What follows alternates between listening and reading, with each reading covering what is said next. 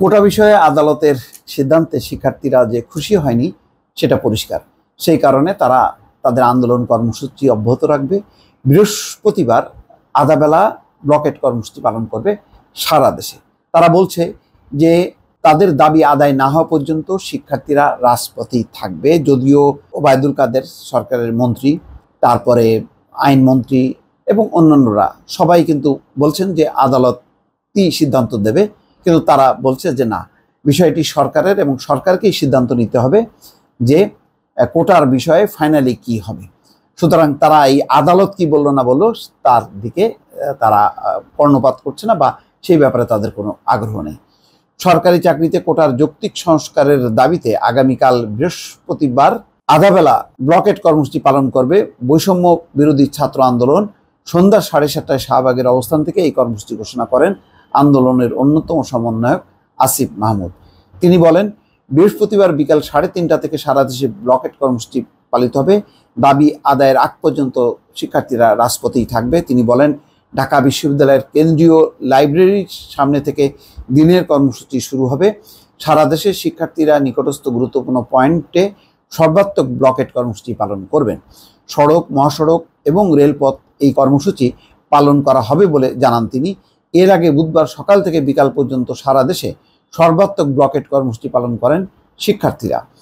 সকালে কর্মসূচি শুরুর পরই সুপ্রিম কোর্টের রায়ে কোটা বাতিলের হাইকোর্টের রায়ের উপর স্থিতাবস্থা দেওয়া হয়।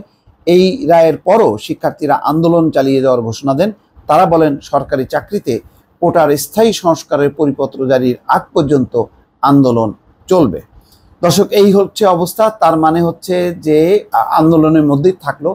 পুরো বিষয়টা এখন সরকার যদি নিয়ন্ত্রণ না করে এবং তাদের যে দাবি যে কোটা সংস্কারের ব্যাপারে সরকারকে সিদ্ধান্ত নিতে হবে, এটা নির্বাহী বিভাগের বিষয়। তারা সিদ্ধান্ত নেবে এই যে 56 ভাগ যে কোটা, এটা কি থাকবে নাকি থাকবে না। তাদের দাবি হচ্ছে শুধু অনগ্রসর শ্রেণীর জন্য 5% কোটা রেখে বাকিটা হচ্ছে মেধার ভিত্তিতে এই চাকরির কোটা নির্ধারিত হতে হবে। এই ব্যাপারে তারা বলছেন যে একটা সবাইকে নিয়ে একটা কমিশন গঠন করা, কমিশন যাতে এই সিদ্ধান্তটা নেয়। আদালতের অপেক্ষায় তারা থাকবে না, এই ব্যাপারে তাদের একেবারে দৃঢ় প্রতিজ্ঞা। যার কারণে আজকে যখন কি তাদের আন্দোলনের সময় যখন 4 সপ্তাহের জন্য স্থিতাবস্থা দিয়েছে, তারপরেও কিন্তু তারা খুশি হয়নি, তারা যথেষ্ট হতাশই হয়েছে। এবং এই আপিল বিভাগ কিন্তু সরাসরি স্থগিত করেনি। ফলে স্থিতাবস্থার আবার এটা কি ব্যাখ্যাটা কি সেটা নিয়েও একটা বিভ্রান্তি আছে যে তাহলে কি কোটা থাকলো কি থাকবে না, এটা নিয়ে একটা টানাপোড়েন বা একটা ধোঁয়াশা আছে।